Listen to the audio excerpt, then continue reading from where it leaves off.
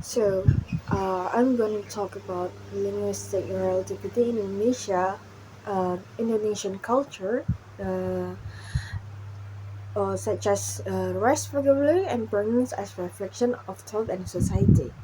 Uh, so the basis is that language is more than tool for communication. It reflects on others and guide the way we pay attention to the world.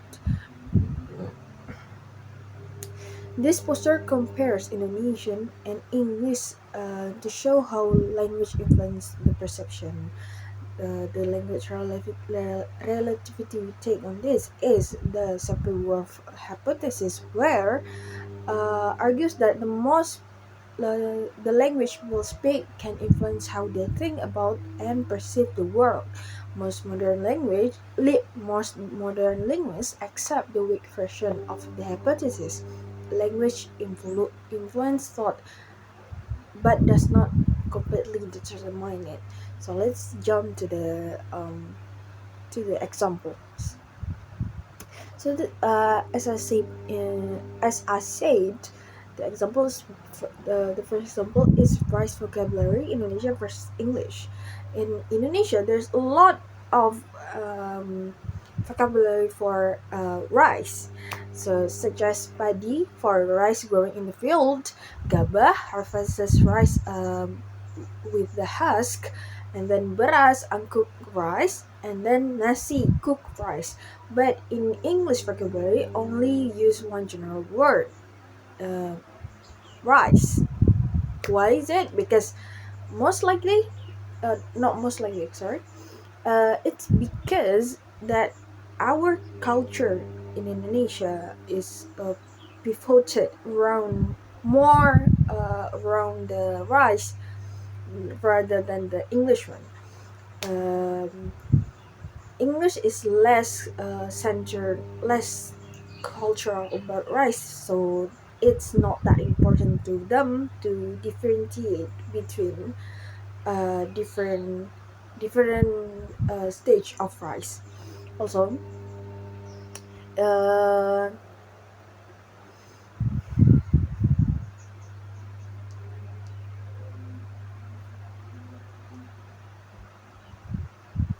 okay, we jump to the next example. Uh, the pronouns and social relationship Indonesia versus English.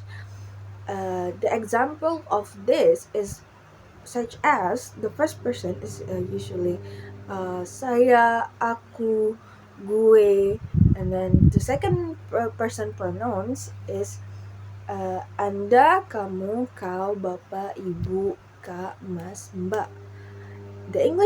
Whereas the English pronouns only I and you.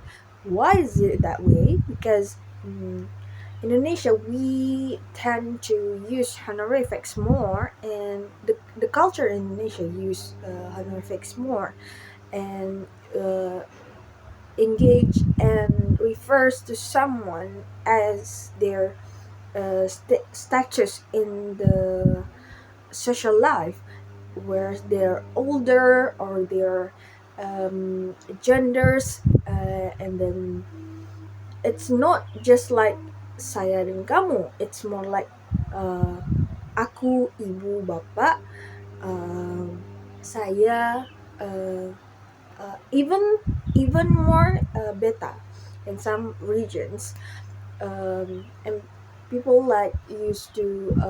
It's also like incorporated with the uh, local culture too. Um, it's also like showing how the politeness in Indonesia is mannerism and politeness in Indonesia is highly valued rather than the English one where I and you is considered as polite, whereas in Indonesia there's levels of politeness. Um, and English speaker usually rely on tone, titles, or polite expression instead of changing pronouns. Well, they the way they use in politeness wasn't like us, that refers to the status of not status like age or genders, but more like titles or polite expression and tones. Um, in Indonesia, we respect elders, social harmony, and appropriate level of politeness. So, the conclusion is language influences how people habitually pay attention to aspects of daily life. Meanings that language influence how people like the way people the way someone like to live. It affected the way they think and the way they how they used to live. It's processed to the cognitive and then being said with very linguistic relativity. um, it depends on someone's habitual. And then Indonesian rice vocabulary highlight the cultural importance of agriculture and foods.